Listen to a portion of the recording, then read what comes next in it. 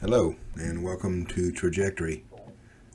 Sharing a mind map of the Kissinger Report 1974 document. This is a map that outlines, let's see if I can pull up here, a pre-1974. This is when the document was created, 1974. So what I have done is I've separated them into a pre-74 and a post-1974. The pre, I'll go through those here in a second, but this outlines, the pre side outlines what did occur in the document, what the document outlines as being successful towards the goal, and then the right is what I see as the natural extension since 1974. You can tell from looking at this, it all makes sense. It's the after in when 1974 document. This document here is the before. This is the after. The same efforts, probably actually sped up, more funding and stuff. But let's take a look at the document real quick here. I'm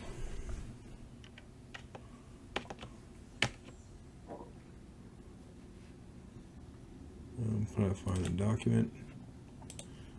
There it is. So this is the document. I'll paste this link into the description of this video. It's called the National Security Study Memorandum. It's really the implications of worldwide population growth for the U.S. security and overseas interest, aka the Kissinger Report, turned out on December 10th of 74. It was classified and then declassified in 373 of 89. So it's 123 pages. It's a boring read. Like I said, I'll leave the link. It's still attached to the U.S. aid website, which is part of what I understand is the State Department, U.S. State Department. Very interesting document. So let's go through it real quick here. Pre-74, inside the document, I've pulled out just clips, and I've got the page numbers. It's well worth a read if you're interested in this stuff at all. This is well worth the read just to get a grip on how active our government has been in the past, pre-74, into reducing people's fertility. That statement was made multiple times inside the document, and the goal is to reduce fertility, not just population growth. They want to reduce population growth, but via reducing people's fertility. So just talking about that for a second, that means that the government thinks it has the right to go mess with you and everybody on this planet to make them have less children. You know, that's different, than going up to somebody and just putting a gun to them and ending their fertility. But they can tweak you, manipulate you, nudge you into being less fertile. And that outraged me. And it gave me a new perspective on the government we have and the government that I thought we had. Because in 74 I was 9 years old, and actually I'll take that back, 11 years old. I was 11 years old, and there's so many things that I have realized now that was a lie back then, and this document just solidified a lot of that. Let's talk about some of these key points. Pre-74, reduced infant deaths. So the overall idea was if you reduce infant death, let me back up just for 1 second. One of these things is when you look at the titles of what they're doing, it looks like they're looking after people of the country for the good of the people, and that's not the intent. The wording is specific. Like you look at reduced infant deaths. Well, that can't be bad. Well, that's got to be good. That's a good. We're saving more infants. Well, yeah, but the purpose is where the details lie, and that is the reason they were reducing infant death was because in their studies over the years is that if you had for those people who didn't think they were going to lose as many kids, then they would have fewer kids. So the assumption is in the document that if you had 10 kids, you had 10 kids because you knew 4 of them weren't going to make it, and you'd end up with 6. Well, the theory is that if you didn't think you were going to lose 4, maybe you'd only have 5 or 3. Who knows? But the goal is have fewer kids. another step in reducing fertility. It's not directly reducing biological fertility, but it's stopping the number of kids being produced. Social Security, according to this document, I couldn't get to, it didn't really call out exactly that this was the reason it was created, but they alluded to the fact that Social Security was really a benefit because if that a lot of people many years ago had kids because there was no Social Security, there was no benefits, and so as they got older, they knew they had to rely on their kids, so they'd have many more kids, much larger families, because they knew they had to rely on those kids, so they'd have larger kids. If the government provided Social Security, some kind of benefit, then the couples can say, well, I don't need as many kids, again reducing population. Age of marriage, they specifically call out the fact that laws needed to be raised to force young women at that time, to be over 18 in order to be married on their own volition, and that takes that one of the concepts in the document. It was really interesting. I never thought of this before, but was the idea that you're taking a woman's fertility is peaks at puberty all the way up into the 30s, and then it starts declining. I think they call it out that actually it's to mid 20s, but then it's in a slow decline. So for women, if you push them to not have families, not be involved in families, or even think about families until their later 30s, then you're going to get a lot. They're going to hit their very low fertility area and not have as many kids, not be able to have kids.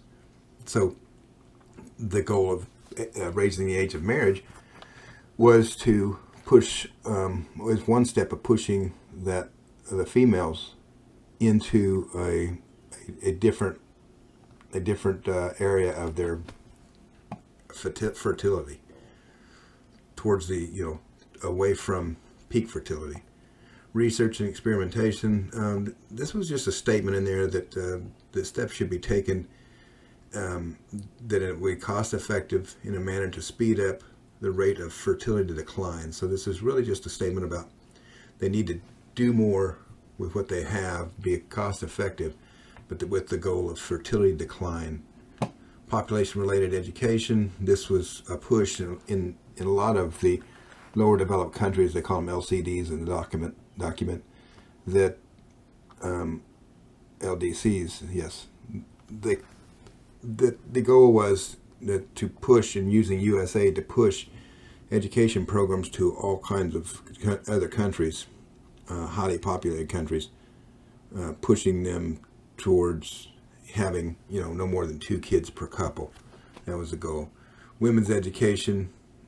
Again, this was another step of the age of marriage. If you provided women higher education, that puts them further out down their fertility. So they can't marry till they're 18, then they finish high school, and then they go into college. Then that puts them at 22, 23 further outside of their fertility area, prime fertility area. They get them into masters. Now they're on the outside of that. They get them into their job because they just had this master's degree. Now they got to go make some money to pay for it. So now they're in their job. Give them another 5 years after that. They're at 30 plus. And you've already created the environment where you've reduced fertility of women. And then women in the workplace, I just spoke to that. That's just another part of this women's education. Again, pushing women outside their envelope for fertility. Infertility payments. This was actually a program that they mentioned in there where they had been successfully paying men in India to reduce fertility. So they were giving the vasectomies.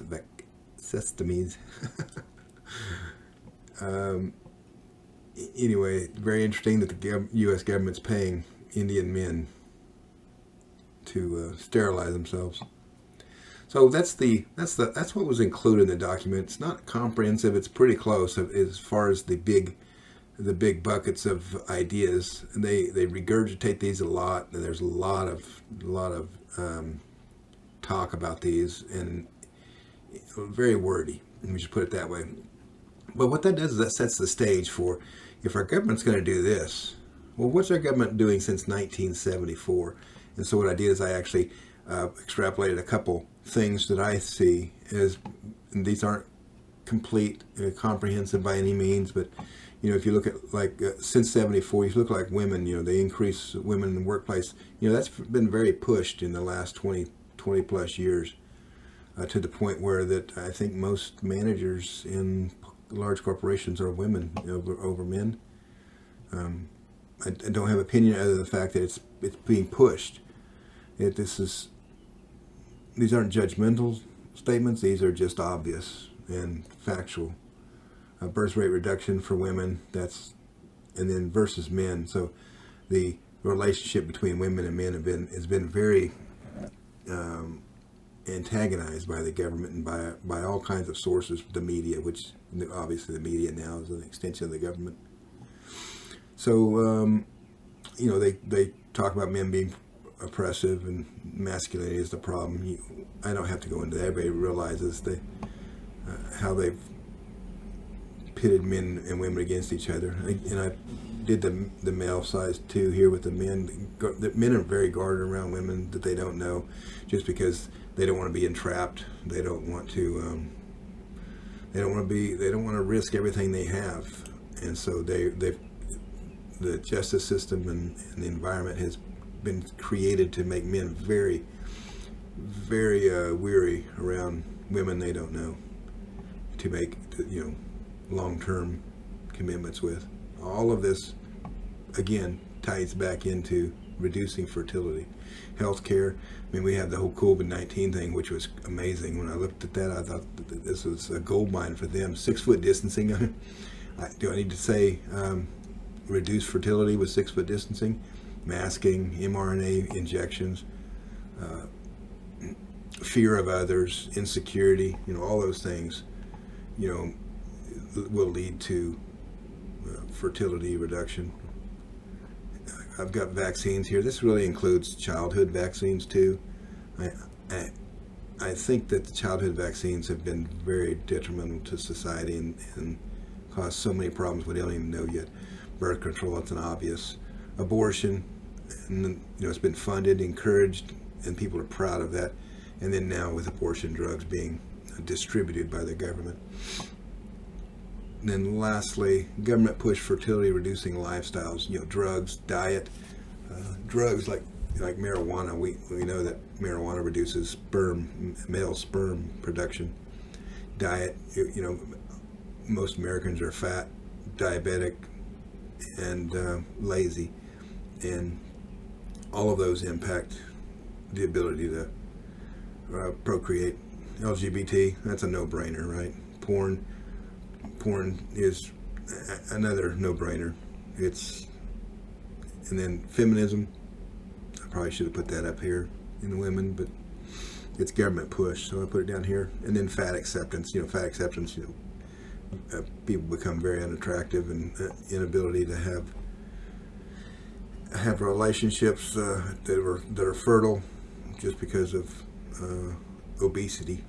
So that's my document, and look at the link, go read this yourself, and then just start thinking, if the government's going to spend so much money, and in the document you read about all the different departments and other people in the world, other governments in the world that are in, they mention about private partnerships too, which is amazing that there's so many billions of dollars going towards the effort of reducing your fertility and your kids' fertility, and it ought to piss you off. It does me. So anyway, with that, I'm going to leave. I don't like these videos to be too long. I don't like watching long videos. If you want to leave your comment, feel free to leave your comment in here. If you have something to add to this, feel free to drop a comment and I'll add it. And if it's substantial or impacting this document, maybe I'll do another video and we'll talk about it. I may come back and talk about this as things change. But thank you. Y'all have a great day.